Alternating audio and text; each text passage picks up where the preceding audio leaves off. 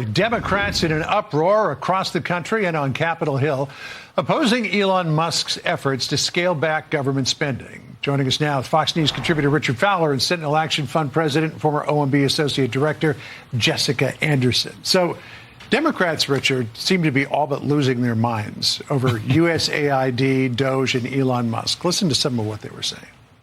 We're here today because an unelected billionaire and his team have been given full and unfettered access to our taxpayer money and our government. We know that we work for the American people, and what we're not going to do is stand around while they pull this bull. We have got to tell Elon Musk, nobody elected your. Now, as we pointed out with Carolyn Levitt just a short time ago, a new Reuters Ipsos poll shows 56% of people approve of freezing all foreign assistance. So are the Democrats on the right track here? Listen, I think there has to be some more explaining, right? Because I think there's a lot of things that the federal government does every day. No, let me. Is that a long way of saying no? Oh, no. I mean, I think what the federal government does every day is a lot more complicated than something that Elon Musk could put in a tweet.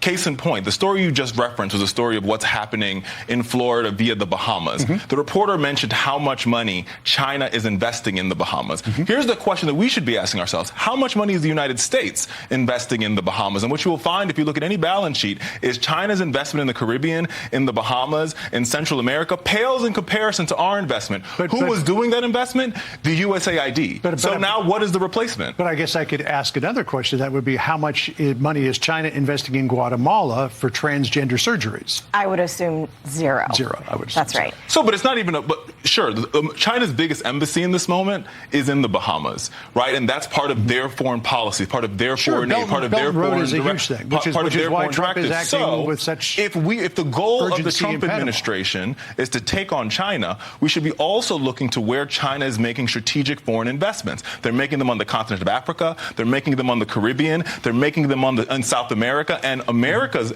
presence in many of these places pales in comparison to China's. But the Secretary of State has been saying, look, USAID does do a lot of good investments. So that's why you should close it. Those investments are going to continue under the umbrella of the State Department. It's the other stuff that they're trying to get rid of. I think we need to be very clear, actually, about what President Trump's orders were. It's not closed, it's paused. And it's paused for transparency and a look at what are the funds that the USAID is putting out that are out of touch with American principles and don't actually serve our national security interests. And the list of things that have come out from the Doge effort, from this effort for transparency, none of which actually help our national security efforts. So we can do two things at once. Americans are very good at this. Elon Musk is very good at this. We can shut down the things that taxpayer dollars should not be spent on.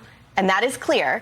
And this president is taking very serious our national security interests. No one wants to go after China more than President Trump. Jessica, and so there's a right way. There's a right way to do it. There's a right way to do it. And President Trump will prioritize that through the Secretary of State, through the Pentagon, and through our myriad of trade proposals that are an interconnecting web across the continent. Jessica, to be fair, one, if the building is closed and workers can't get in, I would call it closed, not paused. And number one, and number two, it's nice to see people actually want to go to work when no one's been wanting to go to work in Washington. Here's the thing: there's most of the work that happens at the USAID happens not in Washington. I've seen some of their work happen. I've seen USAID workers in Mozambique solving the HIV/AIDS crisis, so the disease doesn't change, the disease doesn't manipulate and come to the United States. I've seen USAID workers work on solving Ebola on somebody else's shore so it doesn't come here to the United States. The work that we do around the world is critical to our national security, and it's part of our response to taking on China. So if we're just going to take on China with a tariff here and a tariff there and think that's going to be the only way to do it, what China is doing is making large investments all across the globe, including right in our backyard in the country of the Bahamas. Okay, but I guess opponents of what USAID has been doing would say, well, why should we be investing in programs that offend the governments that we're trying to help? That was the point that Rubio made. Yeah, that's exactly right. And Secretary Rubio is totally spot on to talk about this because a lot of the money that USAID is actually sending for transgenderism, for condoms, for whatever else, those are real things. Don't laugh. Those are real things that you're actually defending. No. You're talking about the $100 million condom bombs that there's no evidence of? Okay. All of that is actually not in line with a lot of the countries and their own moral ethos that govern those countries. And so Rubio should point that out. Again, DOJ has a role here. We do not want waste, fraud, and abuse, and foreign aid is a great place to start while we still work to secure our border and our national security I'm just going to close that interests. out because we're out of time, but there are millions of dollars flowing through USAID in programs that have nothing to do with national security. Yeah, but there's millions of dollars that are flowing through USAID that go to prevent HIV/AIDS through the PEPFAR bill signed. Which is what Rubio wants to continue. And they have been clear that those will stay in place, and private institutions but Jessica, can do to be fair, right now as we speak, those programs are paused. Some of our food aid is paused. Food is American dollars that have already been spent on purchasing food. Food is going stale because these programs are paused. I would assume that if they could pause them, they can unpause. That's right. Well, we'll wait to see when that happens. We got to roll. Thanks.